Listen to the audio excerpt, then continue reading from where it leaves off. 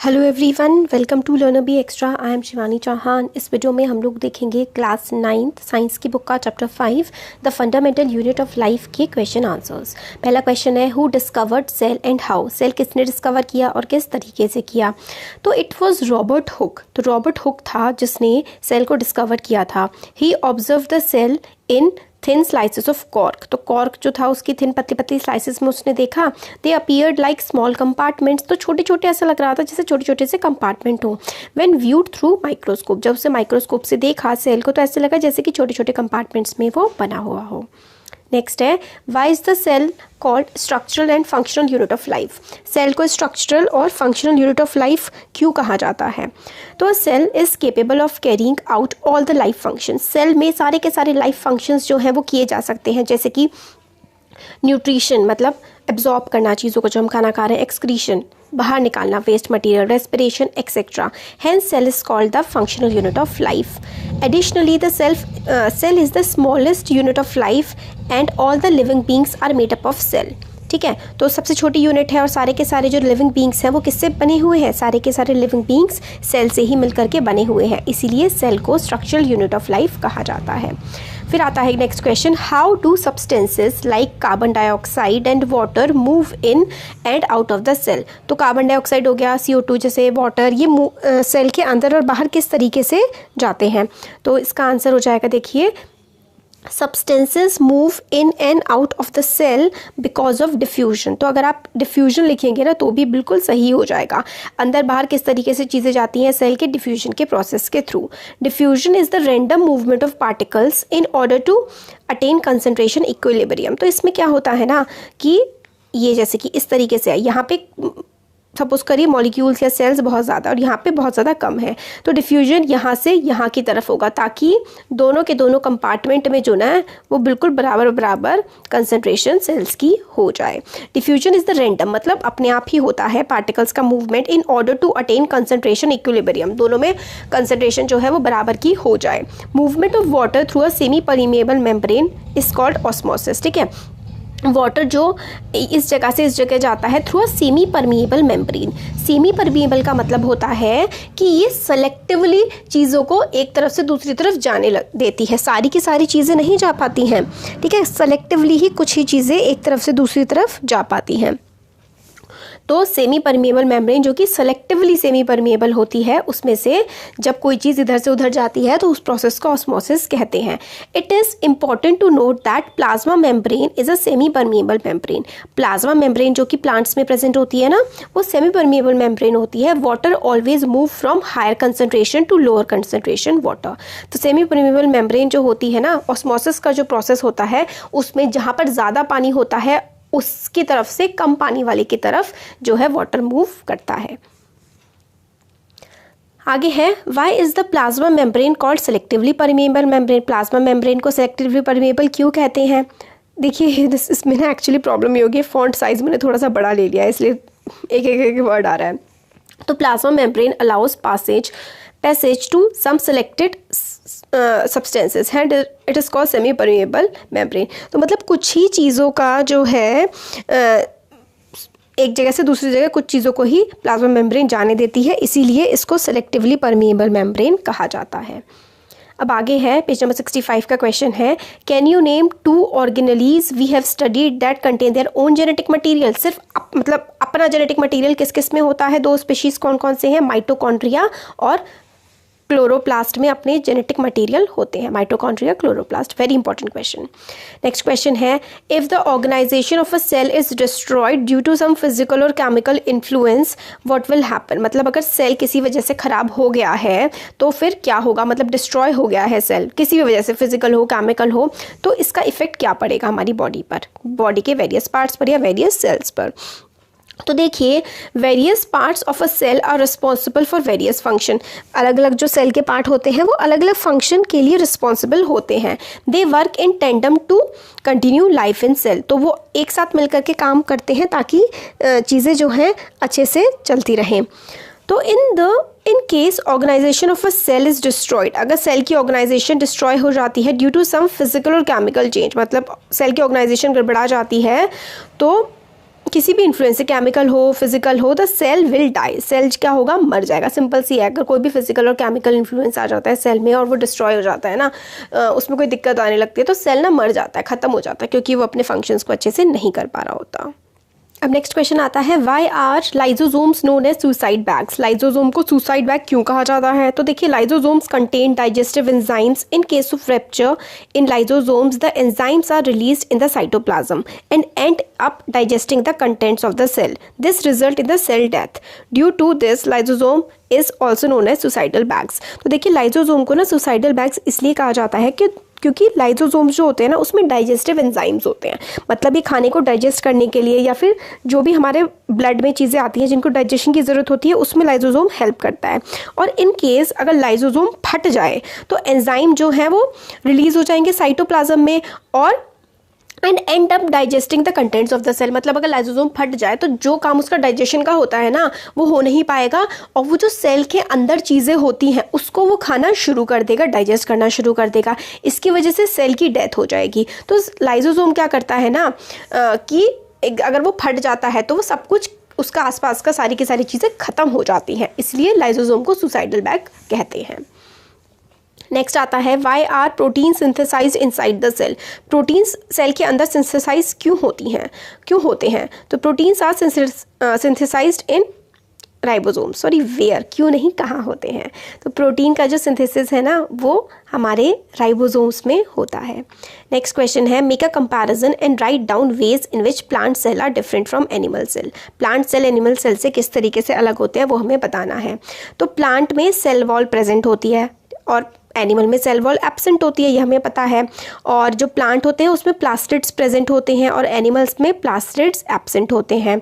और जो एनिमल्स होते हैं उसमें वैक्यूल काफ़ी ज़्यादा बड़ा होता है ना, vacuole is usually very large, है ना, वैक्यूल लार्ज होता है। और एनिमल सेल्स में जो है वैक्यूल ना काफ़ी ज़्यादा स्मॉल होता है, और वैक्यूल इसमें लार्ज होता है और सिर्फ एक ही होता है प्लांट सेल में, ठीक है। और इसमें या तो छोटा होगा काफ़ी या फिर एब्सेंट होगा, मतलब वैक्यूल प्लांट सेल में तो ज़रूर प्रेजेंट होगा और काफ़ी बड़ा भी होगा। एनिमल सेल में या तो छोटा होगा या फिर वो प्रेजेंट ही नहीं होगा।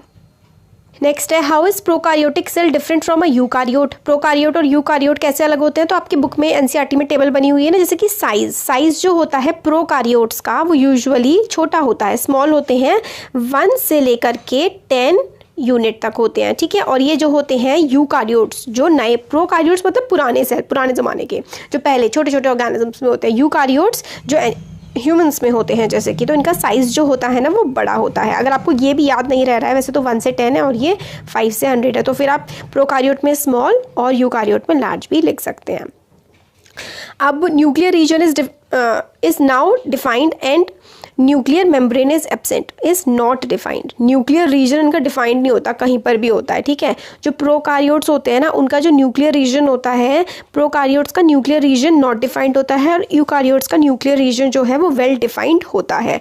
तो इनका जो साइज़ होता है ना वो क्या होता है, स्मॉल होता है और इनका साइज़ लार्ज होता है।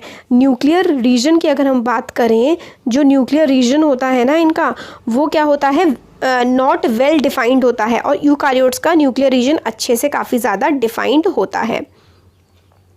और जो प्रोकारियोट्स होते हैं उसमें न्यूक्लियर मेम्ब्रेन नहीं होती, प्रोकारियोट्स में नो न्यूक्लियर मेम्ब्रेन, ठीक है। जो प्रोकारियोट है उसमें न्यूक्लियर मेम्ब्रेन नहीं होती और जो यूकारियोट्स है उसमें न्यूक्लियर मेम्ब्रेन होती है। और इसमें एक ही क्रोमोसोम होता है प्रोकारियोट्स में और एक से ज़्यादा क्रोमोसोम्स होता है यूकारियोट्स में। मेम्ब्रेन जो है सेल बाउंड, मतलब मेम्ब्रेन बाउंड होते हैं सेल, और इसमें जो है सेल ऑर्गेनेलीज, मतलब देखिए जो सेल ऑर्गेनेलीज होते हैं जैसे कि क्रोमोसोम, माइटोकॉन्ड्रिया, उनके बाहर ना मेम्ब्रेन नहीं होती है प्रोकारियोट्स में, और यूकारियोट्स में जो है वो membrane bound cell organelles present होते हैं। नेक्स्ट आता है, what would happen if the plasma membrane rupture और ब्रेकआउट। का प्लाज्मा मेम्ब्रेन रप्चर हो गया, ब्रेकआउट हो गया तो क्या होगा? तो plasma membrane provide a container for the cell organelles and cytoplasm. Plasma membrane क्या होती है ना, एक बाहर लेयर होती है और इसके अंदर ही सारे की सारी चीज़ें होती हैं। अगर ये फट गया तो फिर सारे के सारे जो ऑर्गेनेलीज हैं वो बाहर आ जाएंगे और वो ख़त्म हो जाएंगे, ठीक है। तो for the cell organelles and cytoplasm. Moreover plasma membrane also protect the content of cell from the external environment. बाहर के एनवायरनमेंट से भी जो प्लाज्मा मेम्ब्रेन है वो सेल ऑर्गेनलीज जो होते हैं ना अंदर के, और साइटोप्लाज्म उनको बचा करके रखता है। In case plasma membrane ruptures और breaks, the cell contents would expose to the external environment. अगर सेल मेम्ब्रेन रप्चर हो गई तो जो कंटेंट है वो बाहर के एनवायरनमेंट के प्रति, मतलब बाहर की तरफ आ जाएंगे, एक्सपोज हो जाएंगे। This would prove lethal for the cell and the cell would cease to exist. Cell जो है वो मर जाएगा, खत्म हो जाएगा। नेक्स्ट आता है what would happen to the life of a cell if there was no Golgi apparatus. अगर गोल्गी अपरेटस नहीं होता तो सेल की लाइफ का क्या होता? तो देखिए, Golgi apparatus plays the important role of packaging various substances for further use और for storage. If there was no Golgi apparatus, various substances would not be in the position to be transformed in proper forms for further use। तो Golgi apparatus जो है ना, इनका काम होता है packaging करने का, इनका रोल होता है पैकेजिंग का। काफ़ी सारे सब्सटेंस जो है ना ये पैकेज करते हैं और उनको फिर स्टोर कर देते हैं। अगर गोल्गी अपरेटस नहीं होगा ना तो जो चीज़ें हैं, सब्सटेंसेस हैं, वो इस पोजीशन में नहीं होंगे कि वो पैक हो जाएं और प्रॉपर एक जगह से दूसरी जगह नहीं पहुंच पाएंगे और फिर उनका इस्तेमाल भी नहीं किया जा सकेगा। सर्टेन सब्सटेंसेस जैसे कि प्रोटीन हो गया, लिपिड हो गया, ये काफ़ी ज़्यादा इंपॉर्टेंट होते हैं प्लाज्मा जो होता है मेम्ब्रेन उसके बनाने के लिए। तो अगर गोल्गी अपरेटस एब्सेंट होगी तो फॉर्मेशन नहीं हो पाएगा, will hamper the formation of new cells during cell division. तो जब सेल डिवाइड होता है ना माइटोसिस मियोसिस में, तो जब सेल डिवाइड हो रहा होता है तो उसमें गोल्गी अपरेटस पैकेजिंग वगैरह करके आराम से भेज देता है। गोल्गी अपरेटस नहीं होगा तो जो प्रोटीन्स हैं और ये जो प्लाज्मा मेम्ब्रेन में प्रोटीन और लिपिड अच्छे से नहीं बन पाएंगे, प्लाज्मा मेम्ब्रेन तक प्रोटीन लिपिड पहुंच ही नहीं पाएंगे, तो प्लाज्मा मेम्ब्रेन कैसे बनेगी? ये है। नेक्स्ट है which organelle is known as the powerhouse of the cell. Why? किस ऑर्गेनली को powerhouse of the cell कहते हैं और क्यों कहते हैं? तो माइटोकॉन्ड्रिया जो होता है ना उसको powerhouse of the cell कहते हैं। रीजन इसका है that for this the fact that cellular respiration takes place in mitochondria. तो जो रेस्पिरेशन का काम होता है ना वो माइटोकॉन्ड्रिया में होता है। And energy release after this get store in the mitochondria. तो एनर्जी क्या है, माइटोकॉन्ड्रिया में रिलीज हो जाती है और स्टोर भी होती है एटीपी की फॉर्म में। और ये जो एटीपी के मॉलिक्यूल्स होते हैं ये यूटिलाइज किए जाते हैं ऑन एन, मतलब जिस तरीके से ज़रूरत होगी उस बेसिस पे इनका इस्तेमाल किया जाएगा। तो इसमें माइटोकॉन्ड्रिया में क्या होता है, एनर्जी रिलीज हो जाती है और स्टोर हो जाती है एटीपी की फॉर्म में। जब ज़रूरत हो जाती है तो उसके हिसाब से भेज देते हैं जगह पर जहाँ ज़रूरत होती है। नेक्स्ट है why do the lipids and proteins constituting the cell membrane get synthesized. तो कहाँ पर सिंथेसाइज होता है प्रोटीन्स का और लिपिड्स का? तो lipids are synthesized in endoplasmic reticulum. तो जो ER होता है ना एंडोप्लाज्मिक रेटिकुलम, यहाँ पर लिपिड्स और प्रोटीन का सिंथेसिस होता है।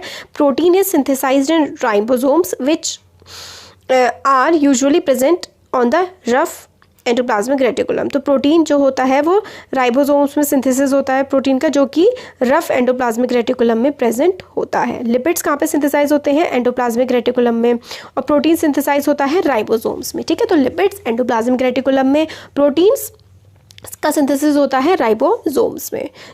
और राइबोसोम्स कहाँ प्रेजेंट होते हैं? रफ एंडोप्लाज्मिक रेटिकुलम पे प्रेजेंट होते हैं। नेक्स्ट है how does N amoeba obtains its food. Amoeba अपना खाना कैसे ऑब्टेन करता है?